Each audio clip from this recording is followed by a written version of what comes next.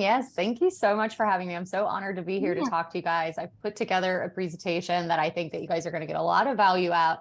It is the number one topic that is usually asked for in the programs that I teach. So I tried to give you guys just the good meat and potatoes of information all about finances, budgeting for success, and what that looks like. I am Kelly. I have a slide in my presentation that will go over this, but I am a salon owner here in Richmond, Virginia. I own a 7-figure multi-location hair salon that eventually transitioned into people asking me how I did it, which is why Scissors Make Sense was birthed. So I wrote a book to kind of get all of that information out to a larger group of people because it was hard to answer everyone's questions. And then that developed more into the coaching. So now I coach salon owners on how to successfully run their salon. So today I'm excited to share with you just one of the pieces inside my programs, which is the financial literacy part and budgeting for success. So if we're good to start, Jean, I'm going to share my screen and pull up the slide Please, deck. please, I am ready for it. Amazing. We'll get over here. Let's see. We'll go to present. Perfect. I'm new to the Zoom app, so it's a little different. I got to keep sliding these faces around. So welcome to Budgeting for Success. And the first thing that I want you all to know about numbers in your salon is that knowing them is crucial. So the first thing is when I start working with salon owners, they get a little bit nervous when they don't know the answers to these things. And it's that you don't know what you don't know. So I'm here to kind of help you figure out what all the terminology means and how to figure out what percentages that you want to be looking at when you're structuring your salon financials, because what is measured can therefore then be grown. So you have to know where you're at in order for you to know where you're going. So in today's presentation, we're going to start by understanding your business numbers. So a lot of times I find that when salon owners are going into ownership, they're really just pulling information that they've seen or observed from places that they've worked before, but they don't really have a clear understanding of their own business and how that then equates to your profit. So we're going to understand those numbers so that we can price the services to match that. And then that allows for profit. And of course, once we have all of the money coming in, we need to learn how to budget that money so that we have success. So let's see, understanding your business numbers. I feel like I've slipped over. There we go. So I've already gone over this. I'm Kelly, the 7-figure multi-salon owner, published author, international presenter. I am a business coach for salon owners. I am also a boy mom and an English bulldog lover, which sometimes you might hear barking in the background. Hopefully she's taking a nap. One of the questions that does come up is, who am I and what makes me the expert? So I opened my salon in 2009, like many stylists, just thinking it was the next step in my career, having really no idea what I was doing. And around 2011, I decided to take a class in New York City with a man named Nick Arrojo, which many of you know who that is. And I went to take his class, and it was in his story of how he started and how he became who he is today that I found a lot of our stories to be very similar. And so at that class, while I was in New York, he announced a contest called Become the Next Master of Beauty. And I went up to him at the end of the class with a note introducing myself and said, look for my name. I'm going to enter this contest. And when I got home, I was like, crap, why did I do that? I don't want to enter this contest. It was a year-long process and multi-steps, 500 hairdressers. But a year later, I found myself in New York City on stage at IBS being declared the winner. And the reason why this story is important is because in winning that contest, not only was there a cash prize, but I got to go through all of Nick's education for a year and then travel around stages with him teaching. And it was a class that he taught that was called the Success Symposium, where I learned how to run my business alongside him and his mentors. And so what I did was take that information from a big corporate environment and really dial it down to the neighborhood salon, because I knew that even though I had this business and there was these big eyes of potential, I really just wanted a life that was successful and sustainable for me as a young mom. And so that's how Scissors Make Sense came to be, is that I took these big ideas and I made them small enough for the little small town, hometown salon to be successful. So we're going to start today with, how do you understand your business numbers as a salon owner? First thing we need to do is talk about some of the terminology. I find that when I'm talking, I use these terms a lot, and a lot of salon owners don't know exactly what I'm referencing. So the first number, which is the easiest one, is your revenue. Revenue is all of the money that is generated into the business before any payroll or expenses are taken out. This is going to include your service dollars and your retail dollars. Then we're going to have our payroll margin, which in my opinion is the next most important because payroll money doesn't belong to us. So we want to get that right out of the way. And this is the percentage of your total revenue that you're going to pay out in payroll expenses. And for me, because I do it through a payroll service like ADP, every single thing that I do comes out of that. So that would include all of my taxes, my fees, and any deductions, medical deductions that I'm taking out is all part of this margin. And the way you're going to determine that is to divide the payroll for a certain period by the same revenue from the same period. So I actually like to do this every time I run payroll. I know generally what my average payroll margin is. However, I like to look at it every time to see how close I am because it's never going to be exact. I know I sit usually on the high end around 65%, which a lot of you, your jaws would drop because a lot of coaches out there would say you can't have a successful business with a higher than a 50% payroll margin. Today, I'm going to show you that you can. It just makes it a little harder, and it shows you that your revenue goal might have to be a little bit higher. So you can do this for each month. I definitely think that you should look at this for a yearly average. If it's something that you haven't looked at, is maybe look at year-to-date revenue and year-to-date payroll and divide to see where you're averaging. Once we take the payroll out of the overall revenue, we're left with what it takes to run our business. And this is the total revenue that's going towards the successful operation of your business. And it includes profit, owner's pay, tax savings, and all of your operating expenses. And we're going to actually be intentional about setting aside profit. So find that a lot of business owners think that once the money comes in and the money comes out, whatever's left over gets to be considered profit. But I want to show you how to actually consider your profit and add it in so that you are actually intentional about how much money that you're making. And of course, your profit, which is the remaining revenue after all payroll expenses and taxes are removed. Now, when we start structuring your budget, these are the categories that you're going to fill in. You're going to start with your deposits, which of course is the revenue. So it's all monies that's coming into your business. Then you're going to put in your payroll. Next is your profit, which I think a lot of people, that's one of the things they consider last. As we were saying, it's like whatever's left over is whatever we consider profit.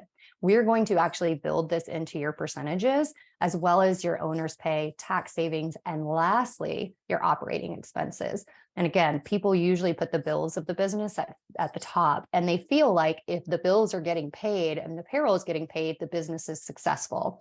I would argue that if there's not profit and owner's pay, what's the point? Because you're working twice as hard to run your hair salon, and you could go work for someone making the same amount of money doing half the amount of work. So we want to make sure that we're adding in those two things.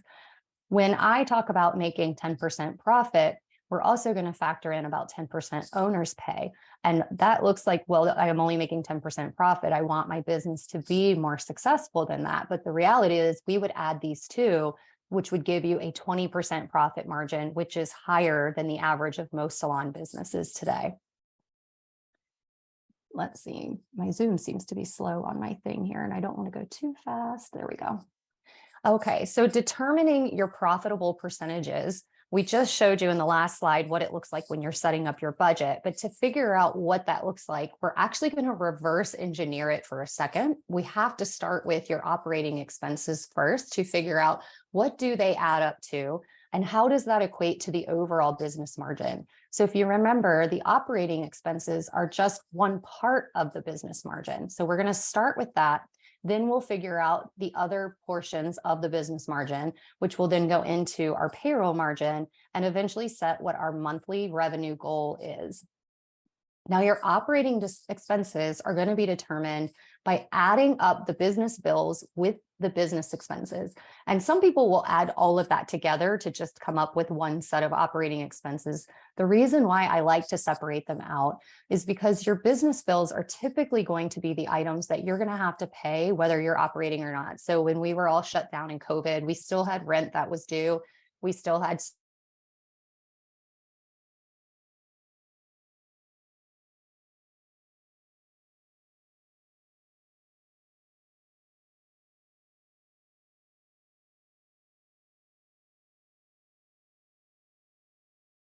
them out because those business bills are the things that you are going to be paying even in an emergency situation. And so if you're in an emergency situation, this is what's going to determine the emergency fund. And of course, it's recommended that you're having 3 to 6 months of emergency funds set aside. I will say that I've been really fortunate in 14 years that the only time I ever found myself in a true emergency fund situation was COVID. And hopefully we won't be in a situation like that again.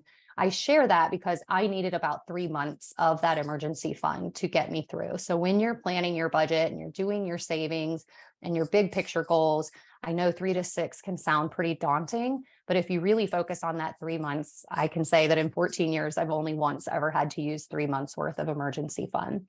But regardless of how you want to separate these out, your business bills and your expenses together are going to equal what we call operating expenses. And sometimes you'll see me call that OPEX just for short. So they are one part of your business margin. So if you go back to the beginning, we have our revenue, full money in, we have our payroll margin, which is payroll that we're spending. And then we have the business margin, which is what it takes to run our business. And inside of that, we've got profit, pay for being the owner in your salon, savings for taxes, and then your operating expenses.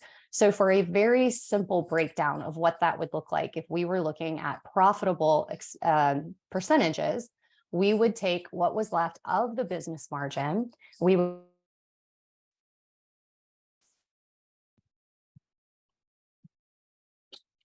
65% for your operating expenses. Once you know what those total operating expenses are, because remember, we're working backwards, we can then use that information to determine what the business margin is. So the business margin is 100%. We just showed you on the last slide what that 100% breakdown would be. And we just use a simple mathematical equation of percentages. So if we know that we want our operating expenses to be 65% of our overall business margin, we would take the operating expenses equal 65% of what, and if anyone ever remembers, the of is the multiplication sign in your basic percentages. We take that number, it's equal to 0.65 of X, and we would divide both sides by 0.65. So in this case, we would take a number, let's say 9,000, divide it by 0.65, and that's going to give us this number here, which was, for this example, 13,846.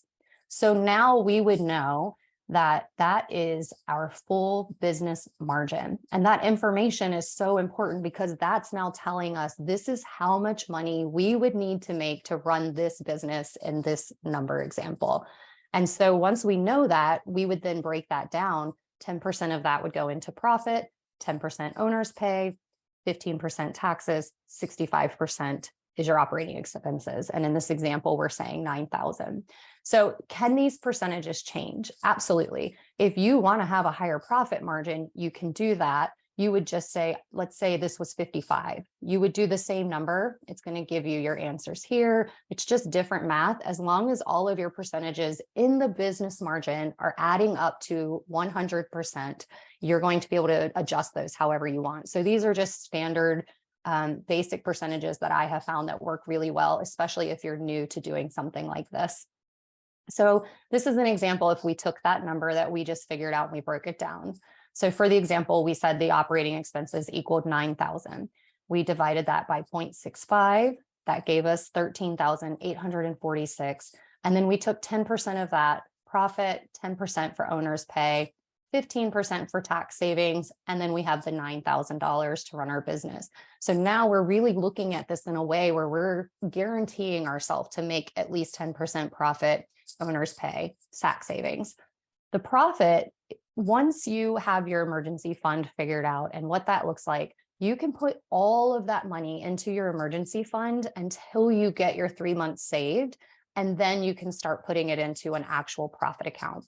You can also grow the emergency account a little bit slower and let's say put half in emergency, half in profit. Those decisions are completely up to you and whatever your comfort level is within your business, but it's just really important that you're at least focusing on having some emergency savings as you're growing those accounts. Now, remember, the payroll margin is determined by taking the amount of payroll for one period of time and then dividing it by the revenue for the same period of time. For this example, we're going to use something really simple, which is just a 50-50 scenario. You won't know those numbers until you actually do this exercise for yourself. So we're just going to guess with 50-50 for this, knowing that the business margin was 13,846. If I know that that's half of my revenue, that would mean that the other half equals that because it's a 50-50. Now, if this was 60-40, I would just have to do that same rule of percentages in a mathematical equation to figure out what that difference is. And you'll notice if you play with that, if you did 60% payroll, 40% business, you're going to notice that the revenue goal is going to be actually a little higher. Whereas if you had 40% payroll and 60% business, then your revenue would actually be a little bit lower. So you want to play with that and figure out what your exact numbers are. But like I said in this, just to keep it easy for the lesson, we're going to go with a 50-50 scenario. Your business margin, which we already determined based off of the operating expenses, was 13,846, which makes the payroll margin 13,846. When we add those together, this now gives us our minimum monthly break-even revenue goal. So we know that in order for this business to be successful, and we're determining success by having profit and owner's pay and tax savings, that we would have to have a goal of at least 27,692, just because we've added those two numbers together. So we're going to take that a step further and start figuring out, what does this then equate to for pricing? Because this is all gearing up to know how much are we going to actually price our services for. So if we know that we've got 27,692 per month, and we multiply that by 12 months, this is going to give us what our annual goal would be for this salon situation.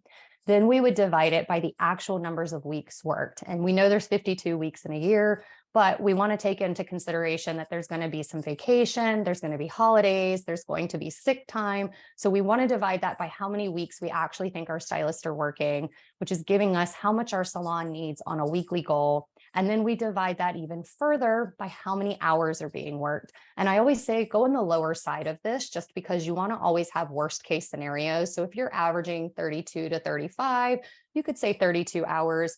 We say 30 hours. A lot of my stylists are anywhere between 30 and I would say 36 hours. So I like to look at the worst case scenario, because remember, this is your minimum goal. This is the least amount of money that you want to make and still be successful. So in this sample that we've done here for this salon, we've done all of the math and we've seen that we need $231 per hour for this salon to be successful. Now, the important thing to remember is that anytime you have a financial change in your business, you have to redo this exercise. So if the cost of goods goes up and your color costs go up, you've got to redo this because your numbers are going to change. If you add a team member onto your team, you want to redo this. That actually is good because that's going to help how much you need per hour decrease. And if you lose a team member, you're definitely going to want to do this again because the amount that you would need per hour per stylist is going to increase. So it's really good to be empowered in an exercise in something like this so that whenever those changes are happening, you know how to easily do it so that you can see how the needs in your business are changing and you may need a price increase or you may need to hire. So we're going to then take that information and price for profit. So here we had $231 was our goal for the salon. So that would look like if you had one stylist, you would need $231 to accomplish that per hour. So if they were charging by the hour, that's what we would want to make sure they're pricing. Here you've got 116 because we've just divided that number by 2 and by 3 and by 4 and so on and so on. So we would know in this situation that if we had 4 people on our team, all 4 of them could get away with charging $58 an hour and your salon could still be successful. So we would want to make sure that we're pricing that lowest service there. So let's say it's somebody who's right out of school. We know that we're going to have people that are at more expertise or a higher level charging more. And that's great because remember, we had our minimum revenue goal, which was 27,000 something. But let's say we've made 40,000. That's great. That just means the amount that we're taking 10% for profit, 10% owner's pay, 15, we're putting more money into those categories. So it's just increasing how much we're actually making off of the revenue, but we want to make sure that we're guaranteeing at least the 27,000 so that we can accomplish everything that we want in our business. Now, the question is, why is this in red? There's always going to be a choice between when you're pricing for the need of your business or the need of your stylist. So in this example, with one stylist, the business needs $231 an hour. We would have to make sure that whatever we're producing and generating is meeting that goal. Once we get here to the $58, depending on what you're paying out in commissions and if they're getting tips or making tips, we want to make sure that our stylists are making a livable wage. So if I were to do the math at $58 and I would look at what would that equate to as a salary at the end of the year, I want to make sure that the stylist is making a livable wage. So when I do this exercise for my salon, I can actually operate at $48 an hour. However, I don't price below $60 an hour for my stylist right out of school because that's going to guarantee them about a $50,000 a year salary. And I want them to be treated like professionals and be able to live on their own. And that's, of course, if they're fully booked. So that first year, if they're not fully booked, they'll still be in a growing pattern. But if they're fully booked at that $60, they're going to average about $50,000 a year as an annual salary. So you're either going to make the decision for your business, or if your business goes low enough, you'll make that decision for the stylist. You never want to price so low just because you can that you're compromising livable wages for your team. So this is what that looks like as an example. So in my salon, our cheapest price point is $60 an hour. If I times that by 30 work weeks, 30 working hours, 48 weeks at a 45% commission, this is their take home, $38,880. We do factor in tips. I know a lot of you are thinking 10% seems really low, but the reason we do that is, again, it's that under promise, over deliver. I don't want to guarantee anything that I can't guarantee. So I want to make sure that I'm still pricing my services that even if they don't get, 20% gratuities, then they're still going to make a livable wage. So I only factor in 10%, knowing they're likely to make more like 15, 20, 25%. Some clients are very generous. And that would then equal about $47,480 as their take-home pay. If you are someone who is an all-inclusive salon and you're not doing gratuities, that is one of the reasons why that hourly would have to go up. So you'd want to maybe do the math backwards and say, okay, I want them to make a $50,000 take-home pay. That's 45% of how much. That's going to give you your total, and so on and so on. So you're going to want to do the math backwards, eliminating the tips to make sure that without tips, they're still making a livable wage. Charging by the hour for your services does not mean paying them by the hour. So that's really important. I think a lot of times when I start talking $60 an hour, let's say for a 1-hour haircut, that people think they're getting paid hourly, they're still receiving commission for their production. So we're not paying them hourly, they're just producing hourly. Now, we can do this in two different ways. And I'm going to show you the way that I do it in my salon, but also show you the way that a lot of traditional menus look like and how it will work for both models. One of the things that's really important to me as Scissors Make Sense education is that you are allowed to let your business be as unique as you want it to be. So I want to show you that this model can work with various different pricing options. In my salon, we do a modern menu and we do everything booked by the hour. So in this example, a 1-hour haircut, if we're charging $100 an hour, I do that to keep the math simple here. A haircut here would be $100. A tier 1 color would be $100. A tier 2 would be $200. And the tier 3 would be $300. The reason we call them tiered colors, we call them tier 1 creative color, tier 2 creative color. Number one is not all services fit into one box anymore. We're doing a lot of different root taps and shadows and smudges and all of these different things. So we're looking at it more based off of time. We don't call it that because if I book someone a tier 3 and let's say I take 2 hours and 40 minutes and I finished a little bit early, I don't want a client looking at me saying, well, you didn't use 20 minutes. Do I get a discount? Because what that client doesn't realize is even though I might have finished at 2 hours and 40 minutes, I still have to take time to clean the station, to prep it for my next client, to use the bathroom, check my phone if I want to return a text message. There's many reasons why that we should be allowed to have that 20 minutes, but in our world, time is money. So we want to just build in that cushion and just charge for those time blocks and everything that we need to do. I like booking on a modern menu because it eliminates all of those weird unbookable times. So if everything's on the hour, it really helps me to eliminate those weird 15-minute blocks, like a Tetris game, because every 15 minutes has value, which you'll see in some of our new slides. And so it also helps to make sure that like you can create a really nice schedule for your team. So we always either book the first appointment of the day or the last appointment of the day, and then we book up from there. So if I'm looking at a wide open day between 10 and 6, and a client wants 2 o'clock, I'm just going to say, unfortunately, I don't have that. I have a 10 and I have a 4. Would either of those work for you? And if it doesn't, we'll just go to another day to try to find where it would fit in more, where it's comfortable for them. But my goal as an owner is to make everything so easy and comfortable for my stylist, because I believe that happy stylists equal happy clients and then a happy leader. So if the stylist and the clients are happy, I'm happy. But my job is to keep the stylist happy. And so in this case, it also makes for very fair pricing. So as you know, some people have very little hair, and I might be able to do a partial in 2 hours, whereas someone with a whole lot of thick hair, it may take me 3 hours. And so I think we're accustomed to pricing a partial as one price, regardless of who comes in, and we book the same amount of time. Now we're able to offer each client a customized time block, and it doesn't affect me because all of my time is the same. So if I could do a partial in 2 hours, but then take a haircut in an hour, I'm still going to fill 3 hours the same way I would if I booked someone else's partial here. So now we start training our clients to understand what the time block is for their specific needs. And it makes that pay really fair, because a lot of times either the stylist loses out on an improperly priced partial, or the client loses out because they don't really need as much time as we're booking and charging them for. So it makes it fair and consistent. Now, if you choose to continue with the traditional menu, that's still okay. It's just really important that we understand what that looks like in terms of pricing. So in this example, let's say we book the haircut on the hour and that hour is worth $100. Then we just do the math. So 30 minutes would be worth 50. And 15 minutes would be worth 25. So we want to make sure that regardless of how we're booking, every 15 minutes has the same value. So in this case, when you have 1 hour and a half, that would be $150 service. A 2 hour and 15 would be 225, and then so on and so on.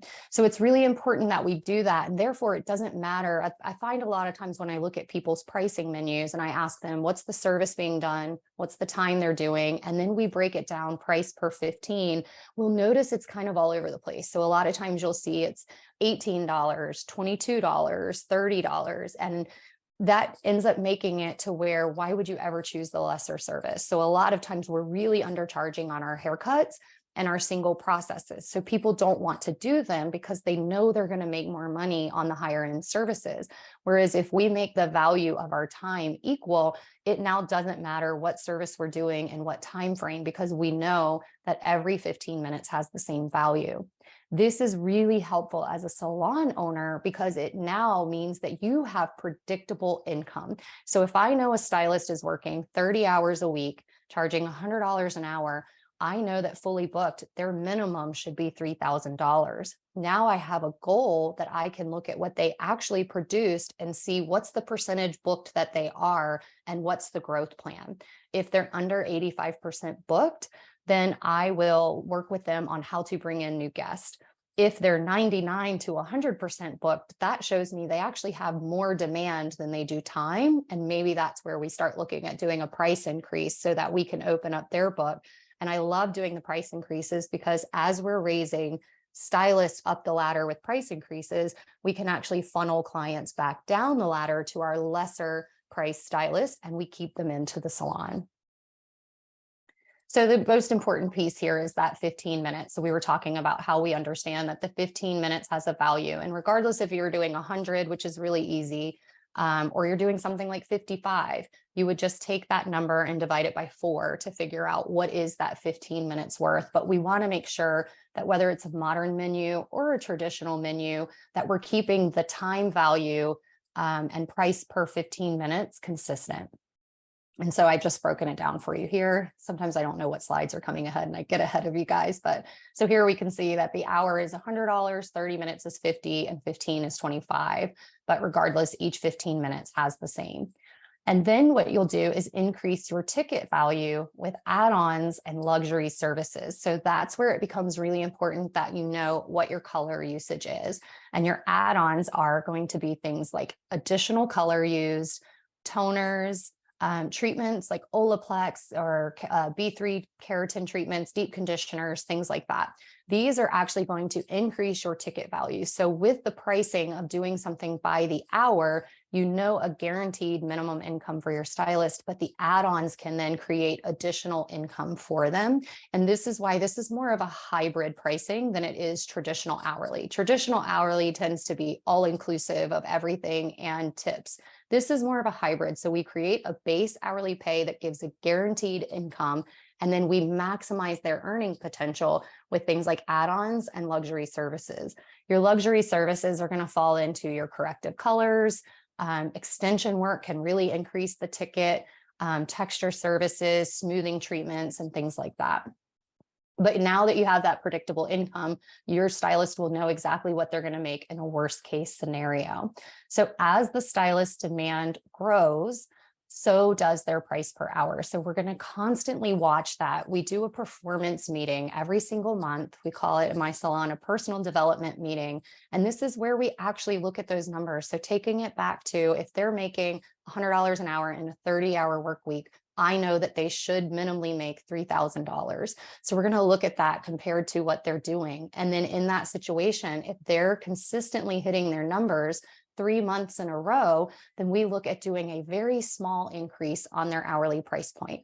I like to do everything by about $3 because it's less than a cup of coffee at Starbucks. And nowadays people are spending $7, $8, $9 on cups of coffee. So when the value goes up just that small amount, the client's not likely to notice it.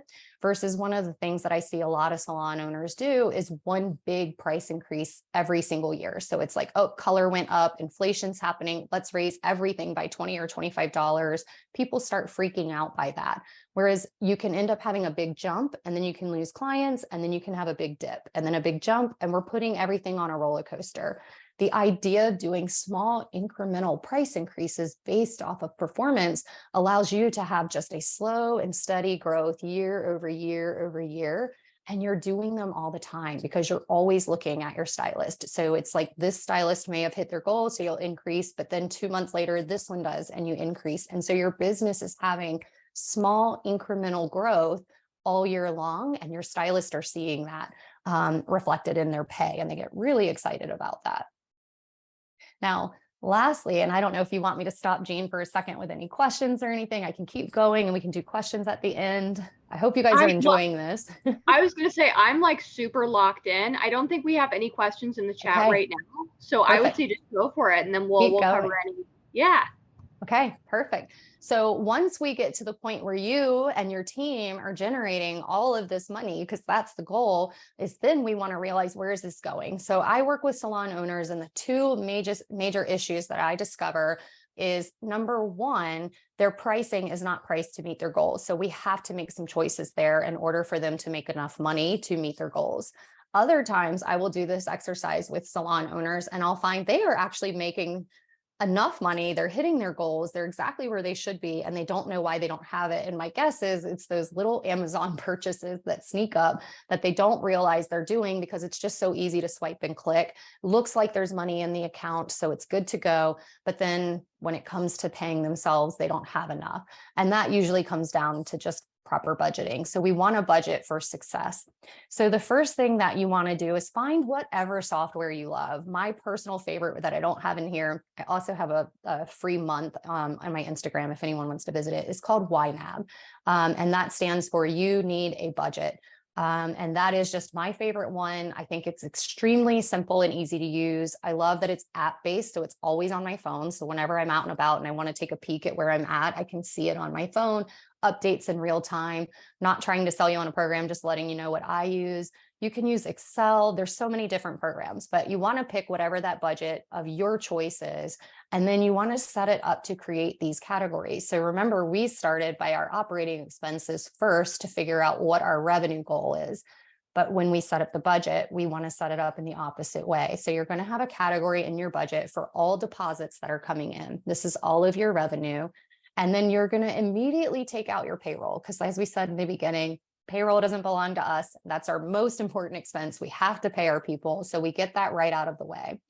Then that leaves us with the business margin and what it is that we're going to use to run our business. So the first thing you're going to do is take out your profit. And if any of you have read the book Profit First, it kind of follows along with those principles, but profit is important. It's that same question I've already asked, which is, if you're not making a profit and paying yourself as an owner, what's the point? So we want to make sure that we're setting that aside first. Then we're going to, and I recommend, I don't know that I put this in here, but I do recommend 4 bank accounts. I may find this in a slide coming up, but the 4 bank accounts that you want to successfully run your business is obviously your deposit account, which is where all of your money is going to come in. You'll pay out your payroll, you'll pay out your expenses. The next one you're going to want to have is your emergency account. So we want to fund the emergency account as fast as possible. However, like I said, we can split profit and do the emergency a little slower while putting money into the profit account. And then once you have the profit account, you'll have a tax savings account. So your 4 are your deposit, your emergency, your profit, and your tax savings. Those would be the 4 accounts that you want. Because when it comes time for your owner's pay, what's really awesome about this is you get to just write yourself a check. So whatever 10% of your business margin is, you can literally write yourself a check, because we are already putting aside taxes to make sure that that income is protected. So you'll have that already saved and you get to write yourself a check. Something else that I didn't include in here, which is really fun about profit, is you'll have your emergency account. You'll fund it as quick or slow as you want. Then you'll have your profit account. And every quarter, you can actually take half of what's in that profit account as an owner's bonus. So if you have $3,000 saved up after 3 months in your profit account, you can take $1,500 of that and leave $1,500 of that. You can also grow that as high as you want. So let's say you want a buffer of 10,000 and then it's anything over 10 you take half of. Again, you get choices as a business owner of what makes you feel comfortable and safe, but that's an account that now we're teaching you how to get paid in your business. You will pay yourself like a commissioned stylist. So whatever you're doing for hair, you'll put yourself on the same scale that you pay your stylist. Then you're going to get 10% of your business margin as the owner. And this is the success of your business. So the more successful, the higher that percentage is. The percentage doesn't change, but the amount you make based off of that percentage increases with your revenue. So you're getting paid there. So you're getting your stylist pay, your owner's pay, and then you're getting a quarterly bonus every quarter based off of what's in the profit account. Whether you decide to leave it or you decide you need it and want to use it on something, you get those choices in your business.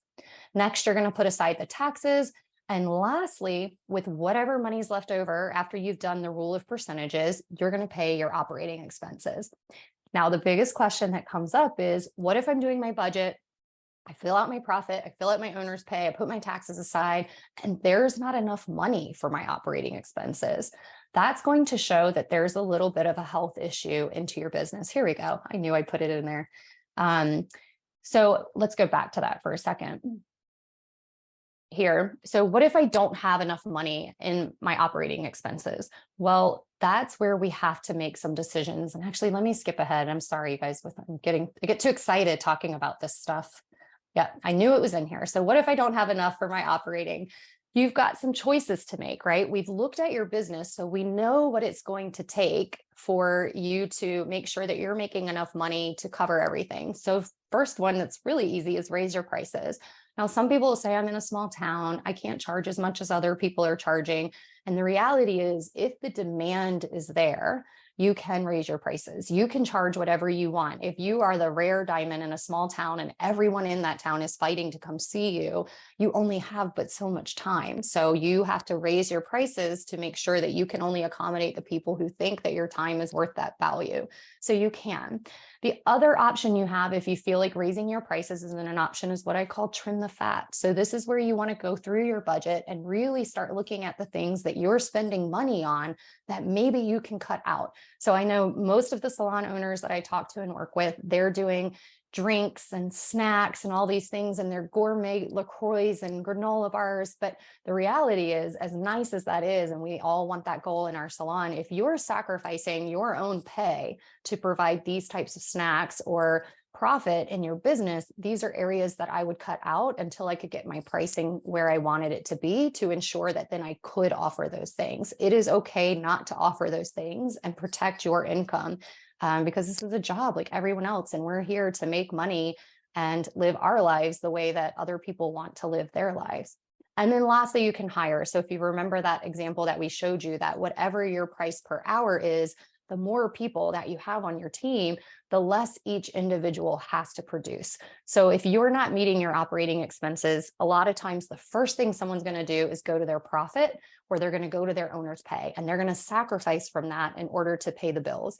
And in the beginning of working with the salon owner, we'll kind of look at their budget and see like, how many months are we going to allow that to happen? I don't expect that from day one of talking or working with me that you're going to immediately be able to fund your budget. That's just silly. So what we're going to do is look at your budget, see how far behind you are, and say, okay, we're going to sacrifice owner's pay and profit for 6 months, but no more. And that is to get your business on the right track. Once we get it on the right track, we're going to make sure that we're starting to add those in and paying the operating expenses the way that we intend to. If we can't find that we can do it in that time, that's when we realize there's an issue in the health of our business. And that's where we have to come back to the drawing board here and see, are there ways we can raise the price, trim the fat, or can we hire to lighten up some of that load? And I'm going to go back just to make sure I didn't miss anything.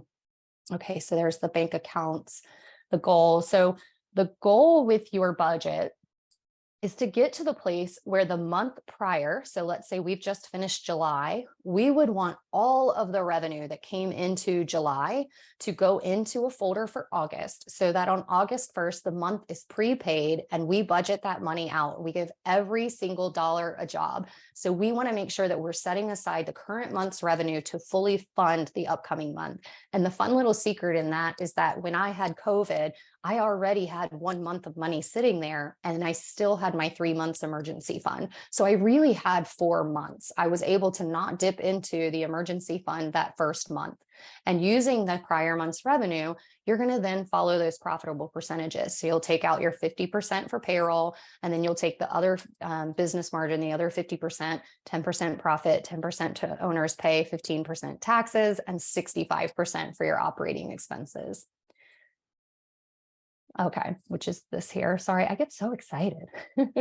So the things to remember about your budget is a spending plan. So I think a lot of times people hear the word budget and they freak out because they instantly feel restricted. And the idea is that we want you to think of your dollars like little soldiers, and every single one of those dollars is you're giving them a job. So it's not necessarily meant to restrict you. It's meant to give you control and power over your money and deciding. So even something as simple as my cosmetology license is $150 every 2 years. I literally will put $5 aside every single month into a little virtual folder, so that when that time comes, that $150 is standing there with their hand raising, pick me, pick me. I have a job to do, and they want to do that job. And 150 may not sound like a whole lot of money, but when you're trying to take that and you don't have a plan for it, now you've got to look at other areas in your budget and decide where that's going to be. So it's amazing how just setting something like $5 a month aside can make it almost enjoyable to pay a bill when the time comes, because you know the money is there with that intention. It's flexible. So if you find yourself in a situation where, let's say you had a busier month and you've only set aside $8,000 for color and foils, but you really needed $9,000, you have the ability to look at your budget, see where you have overage in other categories, and you can move that money around to fluff it. You just want to make sure that everything is budgeted out to that $0. It helps you to make a plan for the future. Now you're only using the money that you have. So using a plan like this can really get you into a debt-free situation.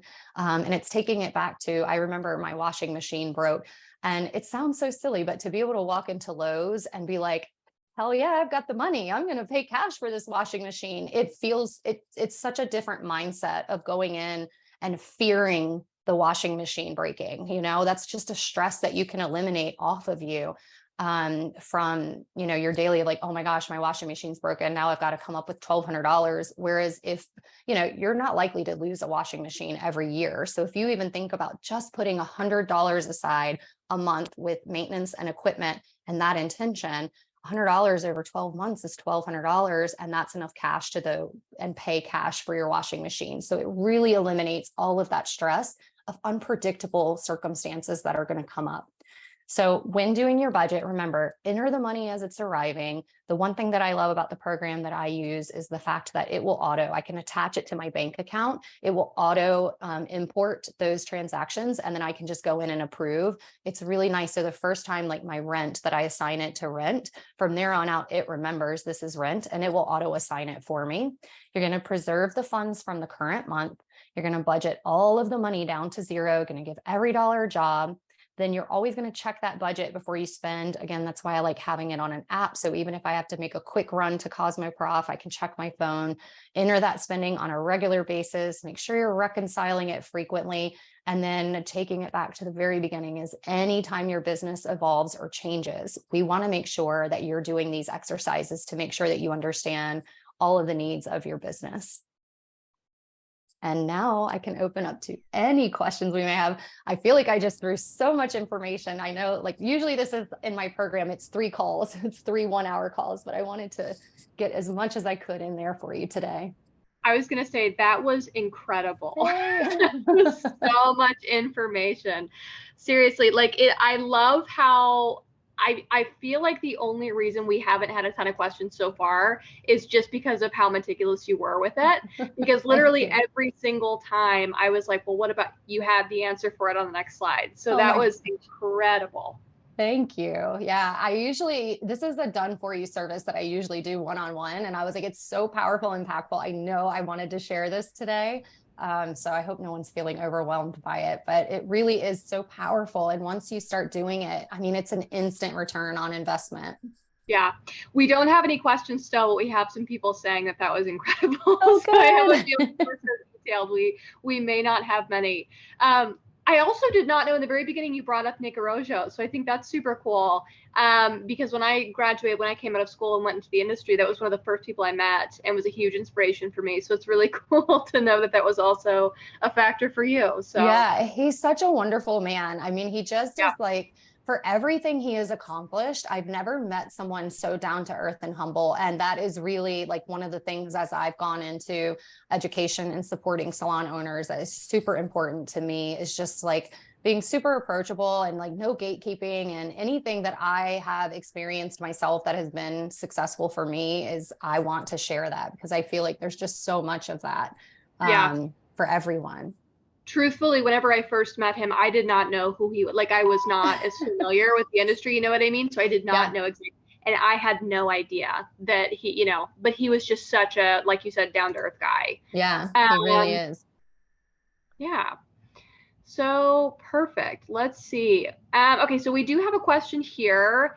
Incremental price increases, how does it affect the different tiers? Yeah, so let's say, I'm going to try to give you the best answer to this. I have like a whole, I might share can I share one more thing? Is that okay? Yeah, go for it.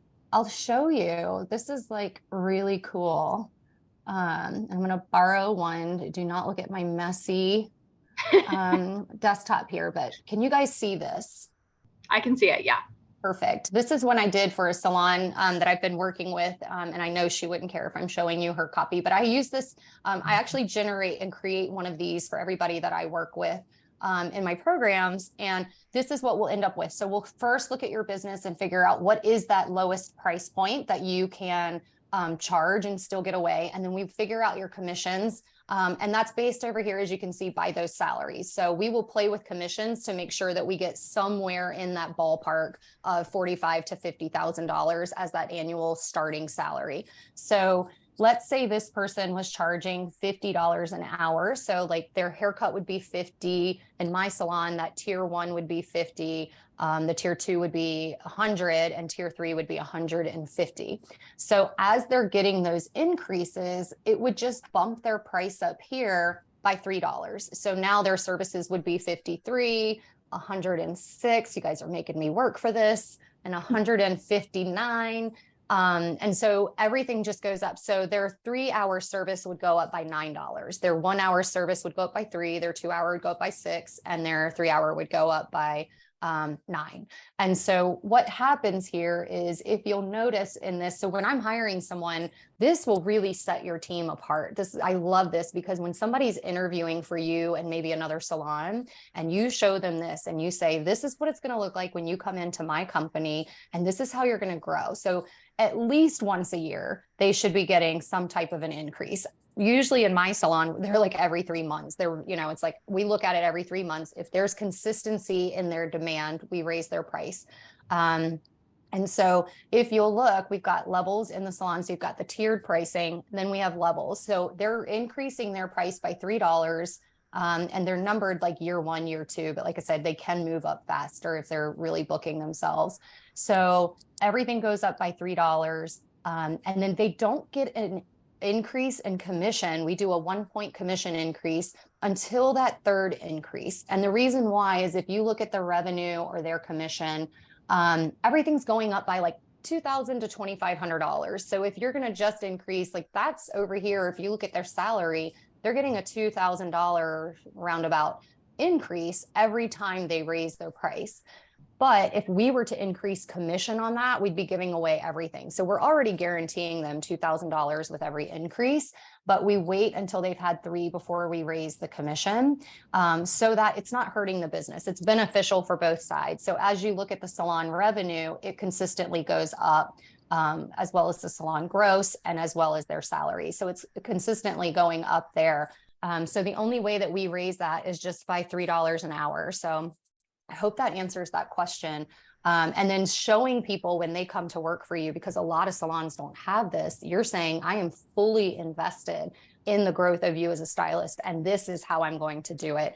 They're usually like, wow, this person really actually cares about my growth, and they have a plan for it. And that's the biggest piece, is that they want to know that not only do you care, but that you actually have a solid plan for how they're going to grow in your salon. And a lot of times my stylists are like, I don't know, I just increased, I don't want to do it again. Like, we're increasing so much because the demand is there, that they actually get timid about it. And I'm like, do you trust me? And the thing is, while we're watching that, if they're hitting 90, 95, 99, that means they have too many clients and not enough time. Is we want to watch that, because you always want to have just enough availability that they can bring new people in at the higher price point. If they get to the point that they're so booked at their current price point, it really prohibits them from growing. But let's say, I always tell them, let's say we raise it, just trust me, let's raise the price.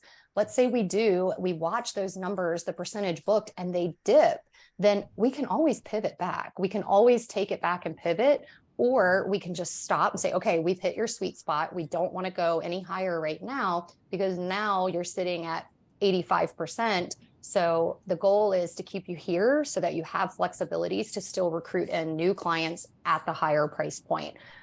So that's why we're watching that number the way that we do. So anything that's above 85%, 3 months in a row, then we will give them just a $3 increase. And most clients don't even notice it. It takes several increases before a client's like, you've gotten a little high for me. Yeah. But again, the good news is, like, looking at this as a ladder, is as you're raising prices and moving stylists up, that now keeps people at lower price points, and we celebrate everything. So every price increase is like, we're so excited for her. She's met her goals. She's done this. She's earned this. And this is how she gets a raise. Most of the stylists are really excited.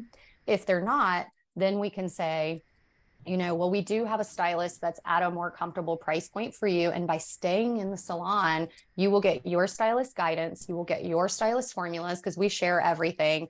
And this really just salon owner to salon owner takes away that ownership of people. So the clients and the staff are used to the clients moving around a little bit. And then when some of those stylists leave, obviously they're going to take clients with them.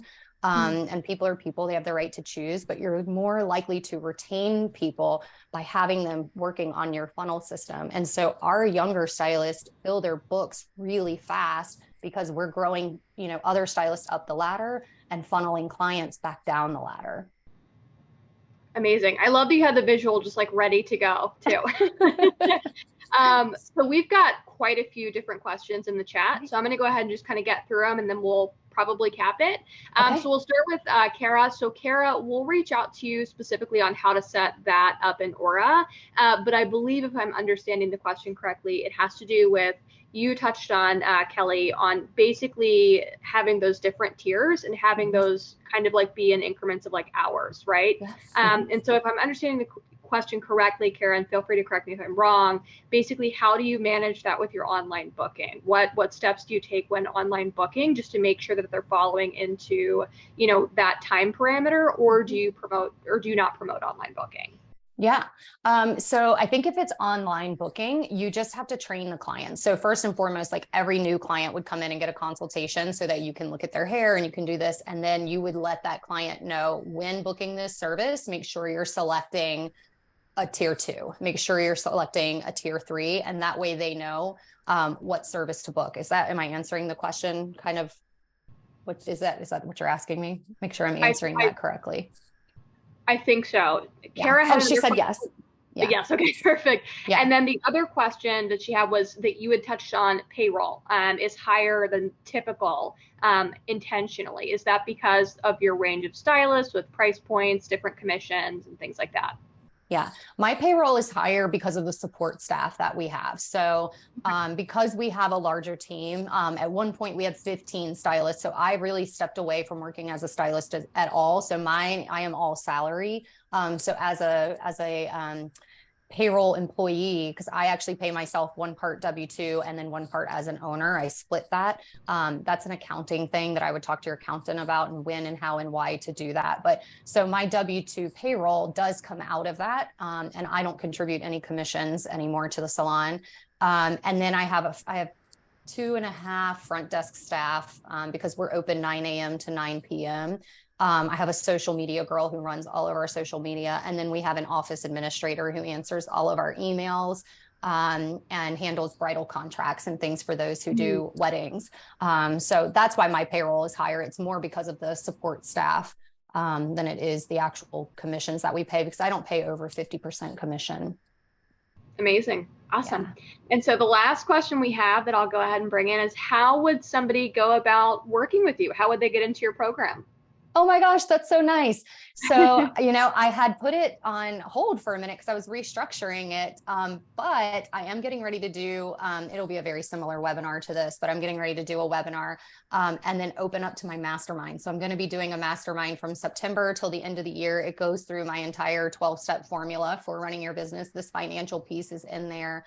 And I do offer, if you just message me through Instagram at Scissors Make Sense, I offer this financial audit where I go through it with you. So it's a done for you, like just what you saw, that visual I just pulled up, we create that. So number one, we actually work through a worksheet to get your business numbers. Number two is then we look at your pricing based off of those numbers and we create that pay scale that I just showed you. And then number three is I actually help you set up your budget and get that ready to go and rolling for your first one. So you can work with me that way. And then I've got a mastermind opening up in September, which I'm really excited about. Amazing. That's awesome. Awesome. Well, thank you so much, Kelly, for your time today. Seriously, your presentation was killer. It was killer. So I'm so happy we recorded it. Yeah.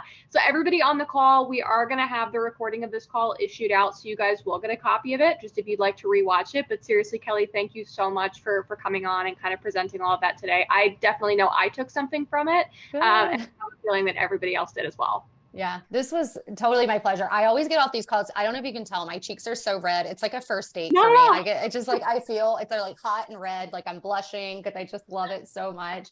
And so any of you guys, like, come over on Instagram, introduce yourself. If questions do pop up, just reach out and message me. I love helping. I mean, it's just my soul's purpose is to help. So thank you for having me.